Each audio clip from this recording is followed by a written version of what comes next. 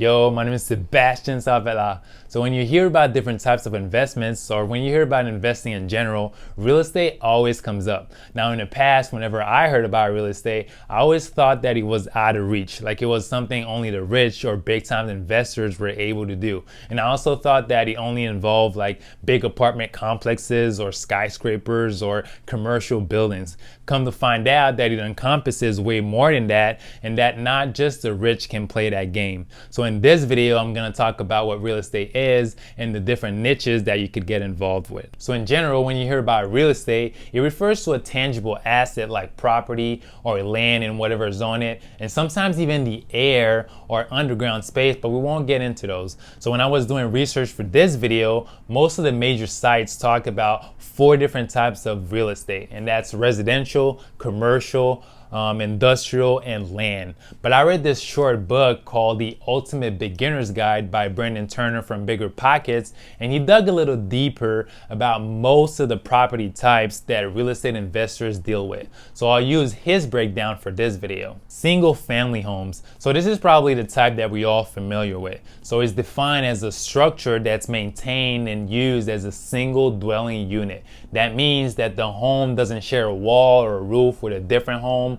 that it's on its own parcel of land, that it has its own entrance and exit, and that it usually has like a single kitchen. So the home is made for one person or one family. If you're buying one to live in yourself, then it's considered owner occupied, and you can get favorable loans with low down payment and low interest. Now, if you're buying one as an investment property, then you'll have to bring in more money up front, sometimes 20 to 30% for a down payment.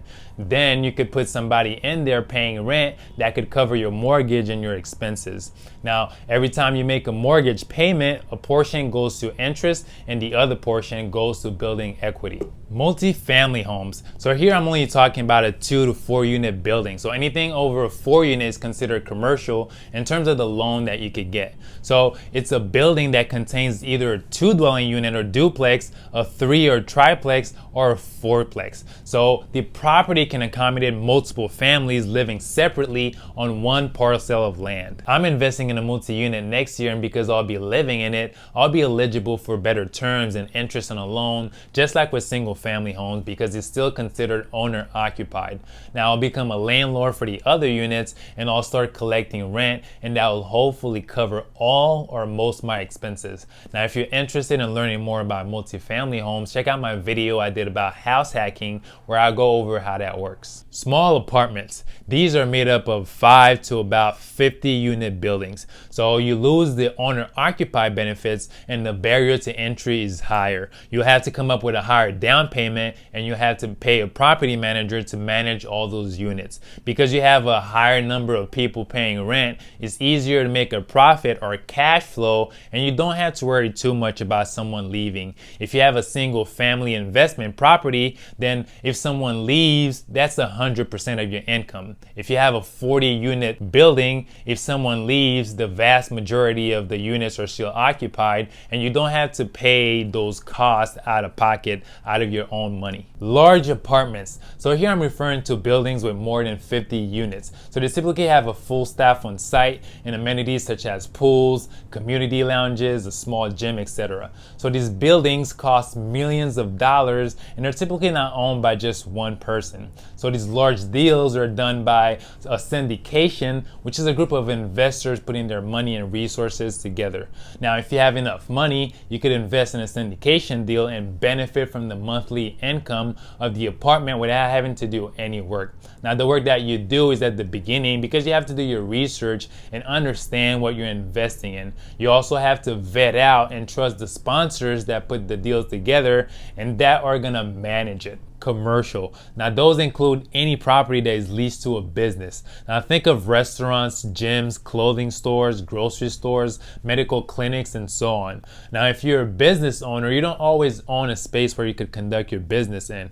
But if you're an investor and invest in a commercial space, you could lease that to a business owner. Now on average, a commercial lease is between 3 to 5 years. So the advantage there is if you have a tenant, then he could provide you good good cash flow and consistent payments for a long time. Now, if that property is sitting empty, it could also sit empty for a long time, and sometimes that takes years. Tax liens. Now, if you don't pay taxes on your house, a lien could be placed on it. Now, a lien is a legal claim or a right against your property. Now, if you fail to pay your taxes, the government can put a lien on all your assets so they could collect their money. If you can't pay it after a certain amount of time, you could get foreclosed on, and your property could be sold to an investor for the amount that is owned. So investors can buy properties at a very low cost. Now, investing in tax liens is not as simple or as easy as it sounds. It could be very complicated, and you can end up getting stuck with a terrible property. Raw land. So this one is pretty self-explanatory. So you could buy a piece of land, either vacant or something like a farm, in the hopes that one day you could either lease or rent it or sell it to someone for a much higher price that you got it for. Now, raw land could be inexpensive, and that makes it dangerous because you could buy something because it seems cheap and end up paying taxes on it every year and struggling to find somebody to either lease it or buy it from you. Real estate investment trust, or Reits. Now, if becoming a landlord and everything that comes with owning an investment property is not for you, and you still want to invest in real estate, then a Reit might be what you're looking for. Now, a Reit is formed by a group of investors putting their money together and buying large real estate properties. Now, a Reit can be composed of just senior family homes, or just single family homes, or just shopping malls, or it could be a combination of all of those. Reits are traded on the stock exchange, and you could buy a share just like you would for a mutual fund. Now, you make money from the dividends that they pay and from the value of the share going up. Now, you have no control over the properties that are in a Reit, and therefore you can't control the amount of money that you could make like you would if you were to buy an investment property yourself. And finally, notes. Now, say that you own your house completely and decided that you wanted to sell it. So instead of having a seller go through a bank to get a loan so they could purchase your house, you could decide to become the bank and collect the monthly payments yourself. Now, just like getting a bank loan, the transaction doesn't happen with a simple handshake. A note is created, which is a legal document explaining the terms of the contract, and is signed by both parties. Now, that note is not just a piece of paper, it has value and can be sold. Now, say that you decide that you no longer wanted to receive the payments, and what you want is the remainder of the balance or the principal left on the house. So you could take that note and sell it to an investor at a discount, and he'll start receiving those monthly payments. Now, that investor can decide to do whatever he wants, but he could either keep it or resell it, and round it goes. So as you can see, real estate is a pretty broad topic, and there's a bunch of different ways investors can invest their money. And I didn't even talk about all of them.